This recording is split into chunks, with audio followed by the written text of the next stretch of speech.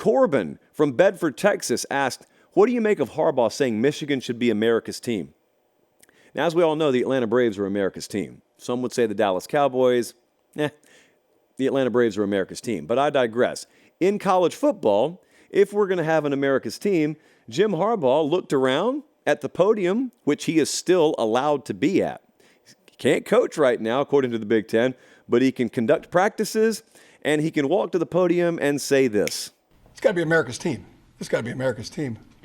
America loves a team that beats the odds, beats the adversity, overcomes what the naysayers and critics, so-called experts think. That's my favorite kind of team. And watching it from that view on the television, it was finally people get to see what I see every day, in these players and these coaches. You want to know what bunker mentality is? That's bunker mentality. That is a dude who he peeks his head up above the surface just long enough to draw breath and then goes back under. Harbaugh has no idea what you think about him, nor does he care, nor should he care. But the question was, what do I think about him saying Michigan is America's team? Here's what I think. Congratulations, you played yourself. A lot of you fell for that yesterday. And the way I know that is because there are certain national programs that otherwise would not be caught dead talking about real college football that chose to talk about that yesterday. And that's how I know it was effective. Crisis management, when conducted appropriately, is a beautiful thing to watch and also maddening. Harbaugh understands if you peed your pants, mess your hair up, and then walk in the room and say, oh, look at my hair. Because folks will talk about your hair and not the big wet spot on the front of your pants. Hey, if I go and call my team America's team, maybe in all the subterfuge, they'll forget what the crux of the problem is. And like clapping seals, just, a lot of you did it yesterday.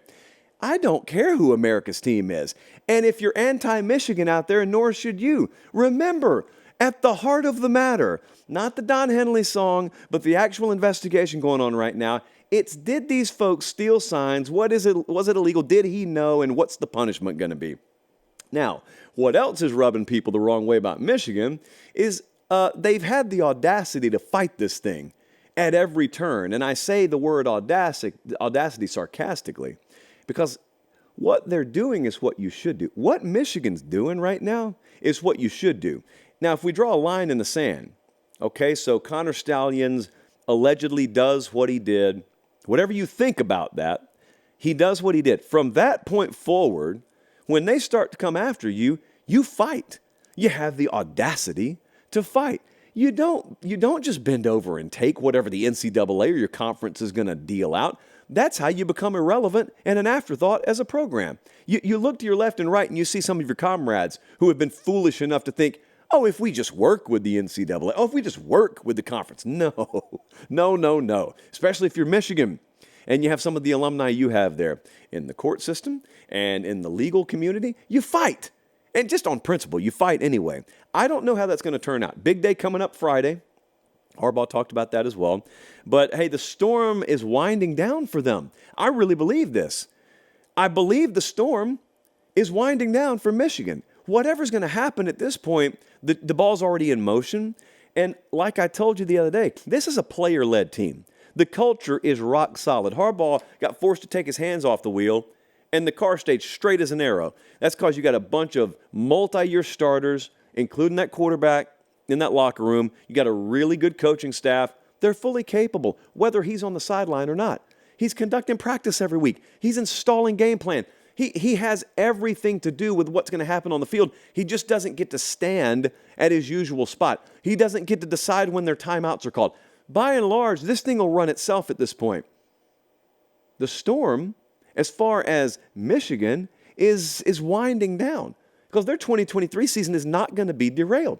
You are not going to punish them soon enough for that. So my attention is a couple of fold. Number one, what's going to happen? Is he going to be able to coach or not? If he's not, they'll be fine anyway. Number two, what are their countermeasures going to be? And then number three, long-term, what is life like between Michigan and the Big Ten? But I mean, him calling them America's team, like, y'all, you guys can't be that ignorant. You got to understand what that's about.